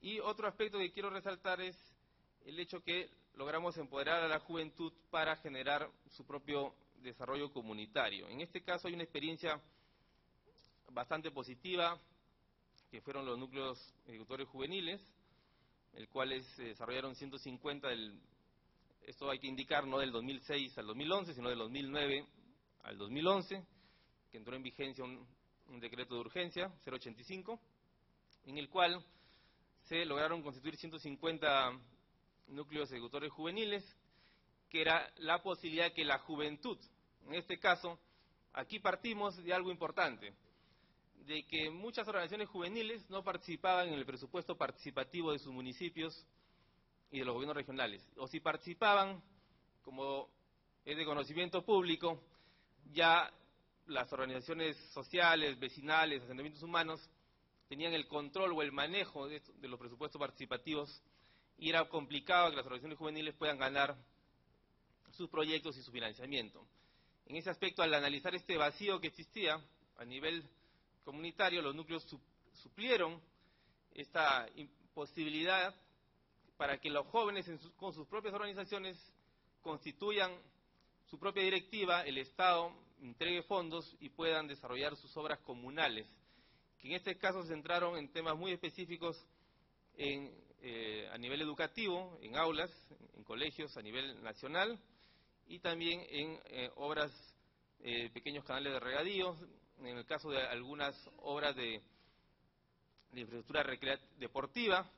En estos 150 núcleos ejecutores juveniles se invirtieron 40 millones, se logró beneficiar más de 50.000 jóvenes y se trabajó en 100 instituciones educativas. Es un aspecto importante, es una experiencia que tuve también el honor de poder expresar en el evento de la Asamblea Mundial de Juventud, que también se ha referido el licenciado Tom, y es una experiencia bastante valorada, ¿no? Porque todos sabemos que la burocracia que existe en el Estado, no en el Estado peruano, sino en muchos gobiernos de todo el mundo, ese dinero que ya no se utiliza, que no se ejecuta, que se vuelve al Tesoro Público, con esta medida audaz y bastante efectiva de los núcleos ejecutores, se logró redireccionar a hacer obras en plazos bastante reducidos, pero en convocar a la población, generar empleo temporal y hacer una obra para su desarrollo comunitario. Otro aspecto que yo quisiera resaltar en términos de avance y participación es en las autoridades jóvenes designadas. Si bien hablamos del número de 3.311 autoridades elegidas, ¿no?, por votación popular, también hubo un mecanismo importante que se impulsó en este gobierno, del 2006-2011, de ubicar a jóvenes a cargo de las gobernaciones y a jóvenes como tenientes gobernadores. Y acá tenemos el ejemplo, que el doctor Renzo, mi compañero en la mesa, fue gobernador, y veo a la señorita Úrsula también gobernadora de La Victoria. Entonces, hubieron muchos, y siguen muchos también, en el cual se eligieron en número de 1.000 gobernadores y tenientes gobernadores designados. Creo que es importante, porque si algo acá también se ha destacado esta noche es que para hacer política y para entrar a la arena política de verdad y conocer el sentir de la población, se tiene que trabajar desde el ámbito local, ¿no? Y cuando uno es regidor, cuando uno es gobernador o teniente gobernador de un distrito, conoce la problemática y conoce el Perú en pequeño y conoce las necesidades.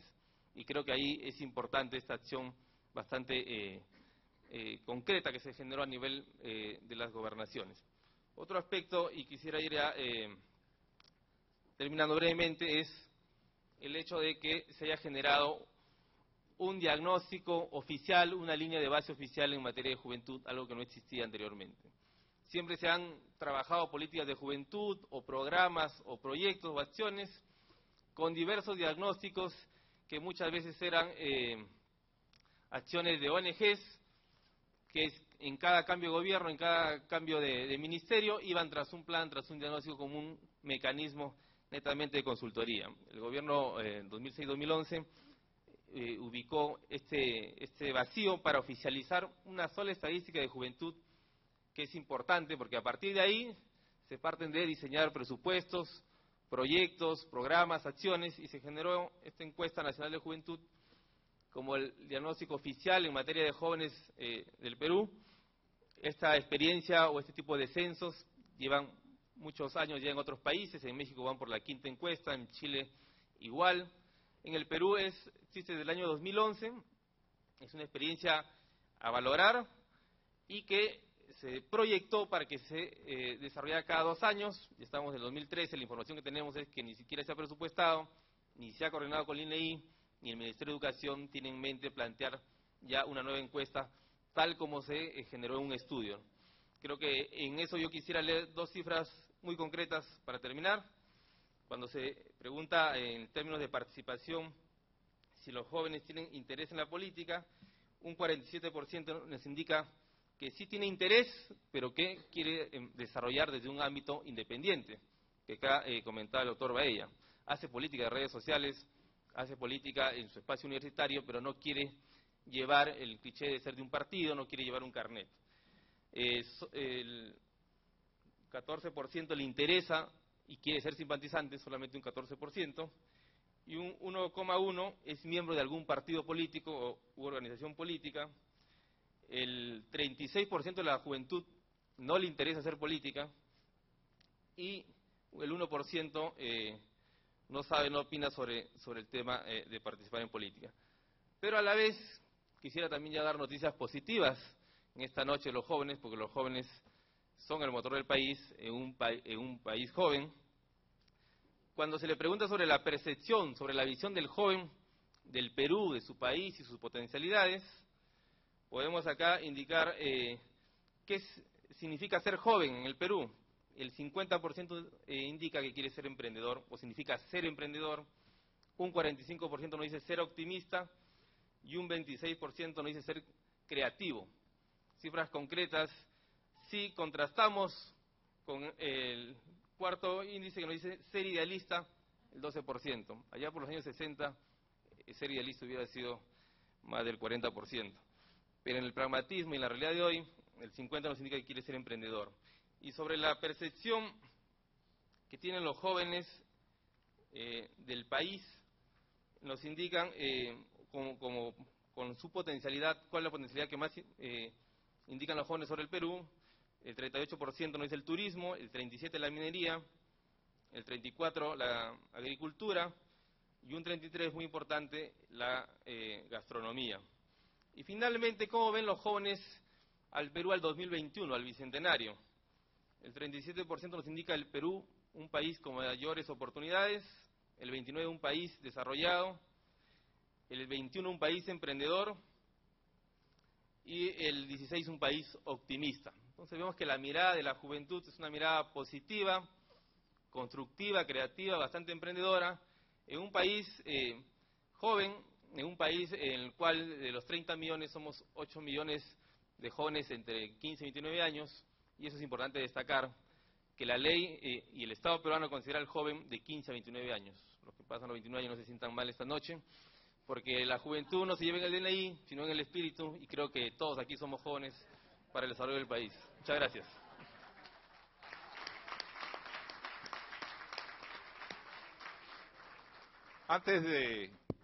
Antes de hacer la última ronda de 3 minutos por cada participante, quisiera decir algunas de las cosas que hasta este momento vamos adquiriendo de estos planteamientos. En principio, estoy convencido que a todos nos interesa la política. Todos nos preocupamos por la política, aunque digamos lo contrario. ¿Queremos actuar en la política? Ese es otro tema. Entonces, cuando se pregunta sobre la participación de los jóvenes en la política, no hay que hacerlo desde nuestros cánones. Trabajar a través de un compromiso místico, de una ideología total, de un partido cerrado y hereditario, eso ya pasó. Enterarse de los hechos a través de las informaciones permanentes y cambiantes, múltiples y multidireccionadas, esa es la realidad de hoy día. No podemos exigir a los jóvenes lo que nosotros fuimos. Eso sería contrahistórico. Por consiguiente, tengo absoluta certeza en que los jóvenes son esencialmente políticos como lo fuimos nosotros, solo que de otra manera. En segundo lugar, recojo de lo dicho hasta ahora los ejemplos de los instrumentos que se han aplicado desde los años 80 en diversos países de América Latina y del mundo. En segundo lugar, el concepto de carrera que se mencionó, es decir, el ingreso a la actividad electiva o administrativa para desarrollar en ella el proyecto de una vida y mantenerse en ella, lo que exige diferenciar, como se hizo en otro momento, entre el aspecto electivo del Consejo Municipal y el aspecto administrativo, la vida de todos los que trabajan diariamente, y preguntarse si esta última también es una forma de hacer política, porque es acción concreta sobre la sociedad. Se nos ha indicado, y no es tarde para subsanarlo, que como en muchas municipalidades son 5 los concejales a elegir, poner una cuota de 1 o 2 de los 5 a elegir puede ser fácilmente burlado y por consiguiente hay que aplicar allí la norma de la mitad más 1 para que pueda ser finalmente elegido uno de los jóvenes de 18 a 29 años. Se nos ha propuesto, y me parece muy importante, hacer un censo en la administración. Hay censos genéricos sobre la juventud, sobre sus orientaciones, ilusiones o apetitos, pero tenemos 1 millón de servidores públicos aproximadamente. ¿Cuántos de ellos son jóvenes de 18 a 29 años o jóvenes hasta los 35 años? ¿Cuántos años tienen de servicio y cuántos años piensan quedarse en ese servicio? Eso me parece muy importante y lo va a hacer, ya que el Instituto Nacional de Estadística no lo va a hacer, estoy seguro, lo hará el Instituto de Gobierno, porque esta es nuestra obligación. En tercer lugar, se ha planteado con versación filosófica derridiana y de constructivista la forma caleidoscópica de pensamiento actual. Y es cierto, pero hay que sintetizarlo y decirlo más claramente porque el pensamiento moderno es el pensamiento Twitter.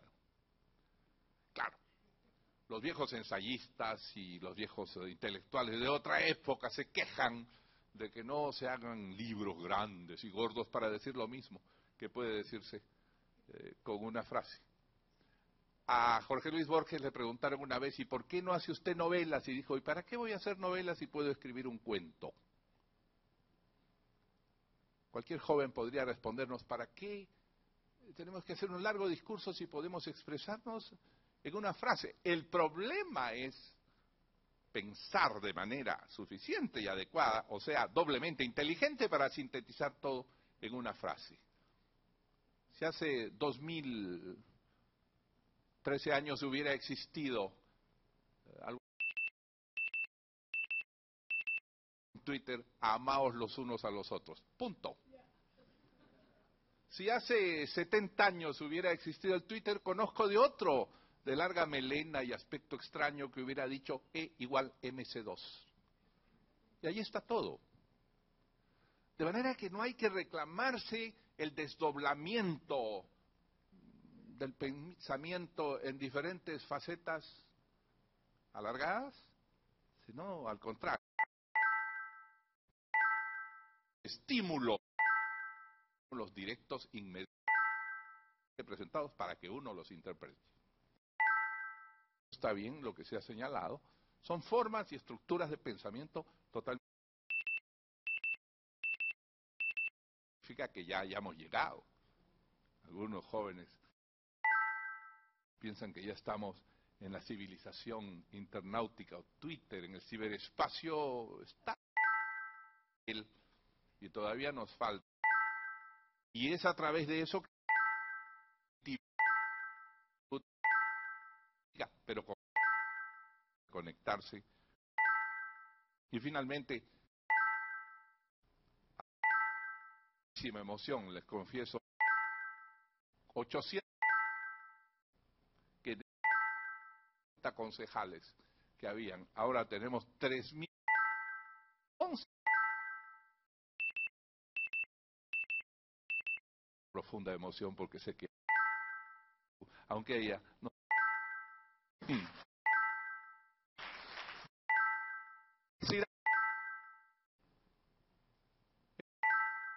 joven o del es un proceso que es como no es entro yo y cierro la puerta a los demás.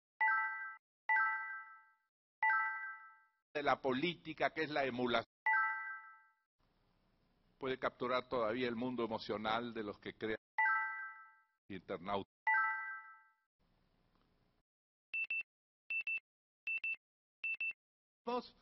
Logren la adscripción, la cooptación y la inclusión de más jóvenes. Y a veces temo que pueda ser utilizado simplemente de una manera individual. El individualismo eficiente, exitista, está bien, porque es emprendedor, pero que no sea exclusivista. Entonces, mi invocación a la juventud será esa. Los mayores podemos dar instrumentos, pero úsenlos ustedes. Pero úsenlos de manera solidaria, porque la política es esencialmente solidaridad, no solo participación individual. Dicho lo cual, invito a nuestros participantes y al señor Ton a hacer su última y breve exposición.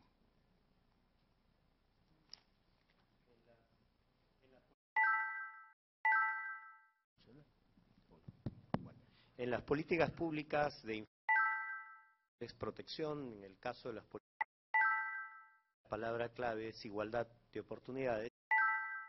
En la juventud la palabra clave es participación. Sin embargo, paradojas, ¿no? La más importante está relacionada con este asunto de la pública sin un actor corporativo, ¿no? Mientras,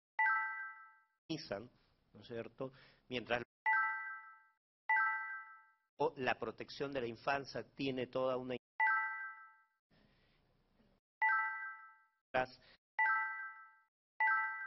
historia, digamos, no siempre vamos a ser jóvenes, es parte del ciclo de la vida. Un actor social que no se moviliza corporativos, sino por asuntos universales. Es mucho más movilizable la juventud, la libertad, los derechos, el medio ambiente, el respeto, todas estas cosas que han sido señaladas a través de esta conectividad. Hasta hace poco se hablaba de los jóvenes como... Y esa situación ha empezado a cambiar porque la tecnología para movilizarlo. Sin embargo, la tecnología tiene sus límites. Grandes expectativas de multitudinarias convocatorias que a la hora de la verdad no lo fueron. Entonces, esta situación paradójica de la participación central para el difícil tener uno, Álvaro hablaba de que estamos en un proceso transitoria de lo juvenil, hace que estemos frente a una política que requiera este diálogo. Hablábamos, este es un tema. Lo segundo, Álvaro ha compartido esta cifra de los 3.000, entonces de un 25% de la representación para las elecciones del año 2010. Sin embargo, los jóvenes representan el 36% del padrón electoral, por encima de la importancia demográfica, ¿no? En América, la juventud tiene un rango entre los 12 y los 30.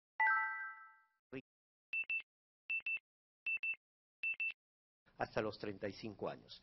Entonces la pregunta es, ¿los jóvenes votan por los jóvenes? ¿Hay en esta misma línea del actor, hay una identificación? Algunos estudios nos señalan que un grueso de las mujeres están votando por mujeres, ¿no es cierto? En este asunto del voto preferencial se hablaba, dale un voto. Quiero terminar con este asunto que señalábamos de cómo reencantar a los jóvenes con la política a través de esta coalición nacional. Creo que hay tres características básicas que se requieren para que los jóvenes sigan conectándose aún más con el sistema político nacional. Lo primero tiene que ver con la representación. Todavía hay una agenda pendiente de trabajo en aumentar y cualificar la representación de los jóvenes. Y ojo que sentirse representados no es solo ver a jóvenes sentados en los cargos, sino que los políticos, el conjunto del sistema político, atienda su demanda. Segundo, la transparencia en la actividad política. La tecnología creo que es una herramienta, un instrumento importante que va a permitir. Creo que el tema de las hojas de vida, las trayectorias son importantes. Y finalmente, ¿qué nos queda hacia adelante? Construir una relación vinculante de los jóvenes con el sistema político. Creo que esa pelota está en la cancha de los líderes nacionales y creo que es el momento de empezar a reflexionar en grande de cómo generamos una relación vinculante de nuestra juventud con el sistema político. Gracias.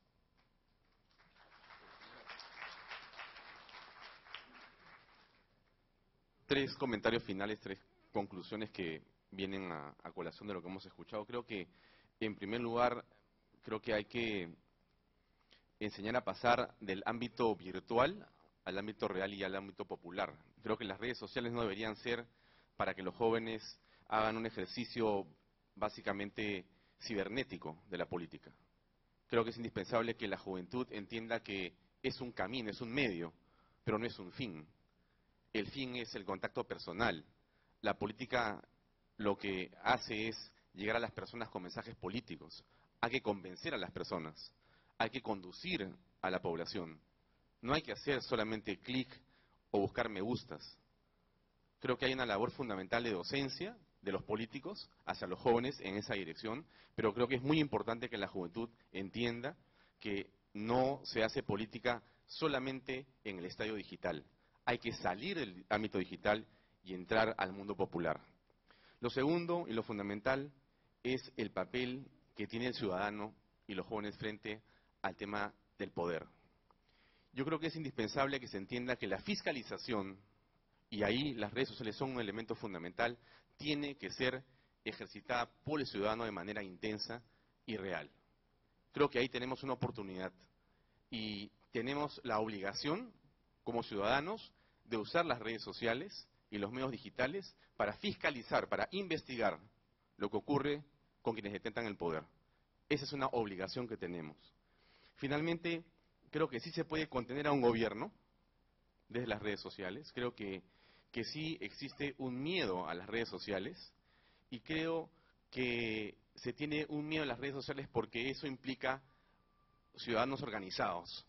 Y el poder, cuando quiere o pretende ser dictatorial o autoritario, tiene un temor al pueblo organizado, a los ciudadanos organizados. Finalmente, simplemente decir que efectivamente hay que hablarle a los jóvenes de las redes sociales. Y creo que ahí hay una oportunidad de los líderes políticos en hacerlo. Basta con mencionar el tema para que ya sea importante. Porque ahí sí se puede hacer, quién sabe, hasta una revolución digital con un tuit. Muchas gracias.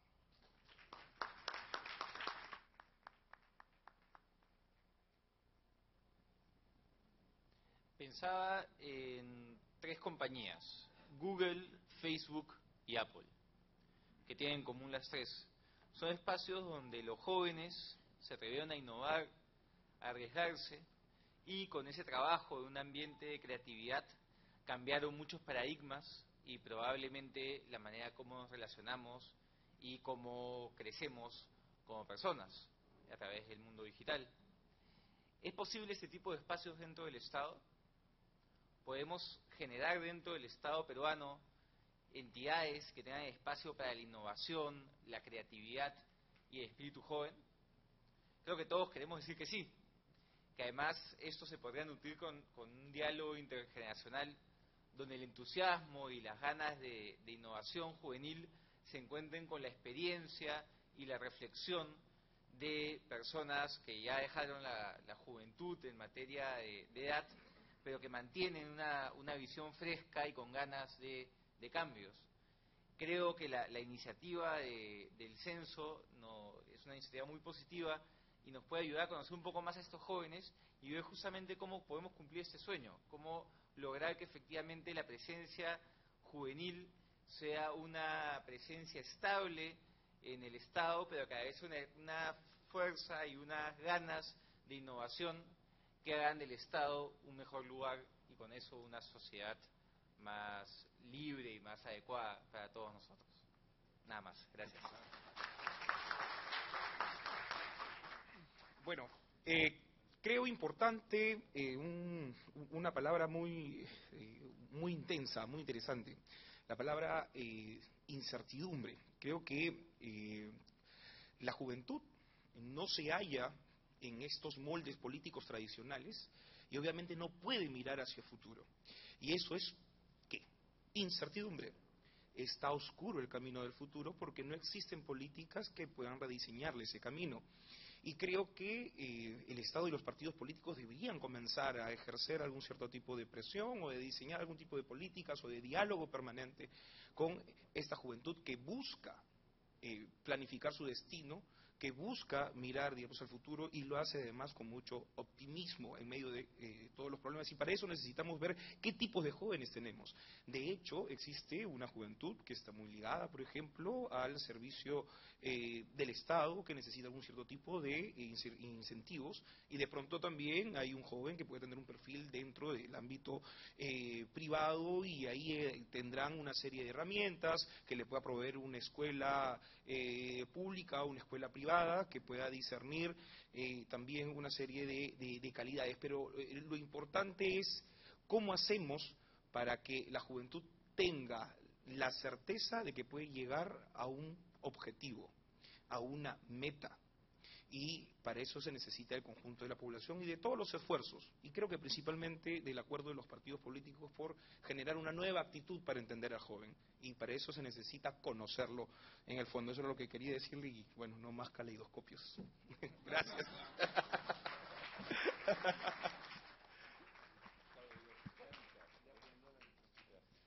Sí, finalmente en mi intervención quisiera yo ahondar en lo que se ha comentado aquí sobre el tema de cómo hacer para que los jóvenes no solamente acompañen una lista en números donde ya no van a ser elegidos. Ahí hay una propuesta bastante interesante, que es una ley de alternancia que permitiría poder dar una ubicación más concreta, más específica a la juventud. Creo que esa sería una salida importante.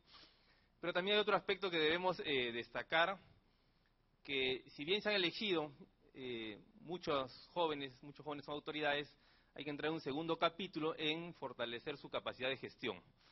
Porque muchos jóvenes pueden ser elegidos por cuestiones del azar, cuestiones que ganó una lista, o por la ola de algún candidato metropolitano llevó a que candidatos distritales puedan ganar, y de ese modo ellos salen elegidos. Si revisamos sus cifras muy rápidamente, hay jóvenes de 18 años que en el último proceso electoral ya son autoridades jóvenes. Estamos hablando de 36 jóvenes de 18 años, estamos hablando de 77 jóvenes de 20 años que ya son autoridades jóvenes en municipios, que de repente todavía no tienen una preparación académica muy consistente, pero también estamos hablando de jóvenes de los de 27 y 28 años que suman ambos 500 autoridades juveniles a nivel nacional. Entonces creo que hay que dar un segundo capítulo de fortalecer su capacidad de gestión. Los partidos tienen ahí un rol importante a jugar en poder capacitar mejor a sus cuadros, de poder darles mayores herramientas de gerencia y administración pública para que puedan destacar como autoridades en sus distritos. Y también quería leer dos cifras en cuanto a la encuesta, en el sentido de que los jóvenes, si bien todos participan en política, como dice el presidente, pero pocos de repente tienen la capacidad de actuar, hay que entender y hay que ver el escenario de la cifra demográfica. El padrón electoral nacional es de 19 millones y el padrón electoral de jóvenes de 18 a 29, como lo ha indicado Federico, es del 34 a 36%, pero que representan alrededor de 6.300.000 jóvenes. Entonces, siendo 6.300.000 jóvenes, la juventud debería elegir con total holgura un presidente, o podría elegir muchos representantes al Congreso. Si nos vamos a la cifra, el año 2001 se eligió un solo joven como congresista, joven, ¿no?, en el espectro de 29 años, el 2006 igual, en este caso una joven, y en el año 2011 se eligieron dos. Entonces, estamos hablando que en 3 elecciones generales nacionales solamente se han elegido 4 jóvenes como representantes al Parlamento, que creo que ahí hay una preocupación que los partidos deben asumir. Y termino con las cifras de la encuesta nacional de juventud, que muchos jóvenes tienen el emprendimiento como un estado natural y quieren impulsar un negocio, un pequeño negocio, una empresa. Para mejorar sus ingresos, el 96% quiere desarrollar un pequeño negocio para mejorar sus ingresos. Pero para ser independiente hay un 92% que quiere desarrollar un pequeño negocio y hay un 59% que siente vocación empresarial por desarrollar un pequeño negocio.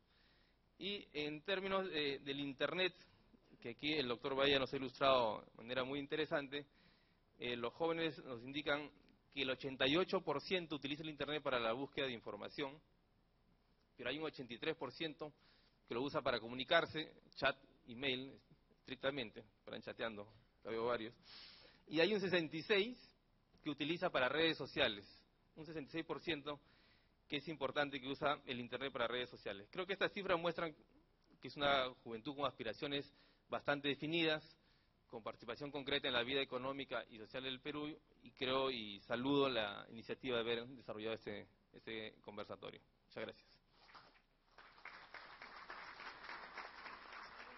Quiero agradecer a los 5 participantes por sus importantes aportes que creo van a ser recogidos. Lo que esta noche se ha expresado será difundido a través de un canal de televisión y estará a disposición de todos a través del Ustream, que es una de las tecnologías más importantes. Quiero decir que un día dando una conferencia en la Patagonia chilena, muy al sur, a 1.500 kilómetros de Santiago, en la noche misma tuve respuestas desde Nueva York y Toronto por esa conferencia a través del Ustream. Me pareció facilísimo hacer que a través de esa tecnología nos comunicáramos desde aquí, del instituto. Pero el problema es que no tenemos una banda tan ancha como la tiene Chile, de manera que lo primero será construir una autopista verdaderamente importante para que todos tengan un buen acceso. Gracias a todos y nos vamos rejuvenecidos de esta reunión.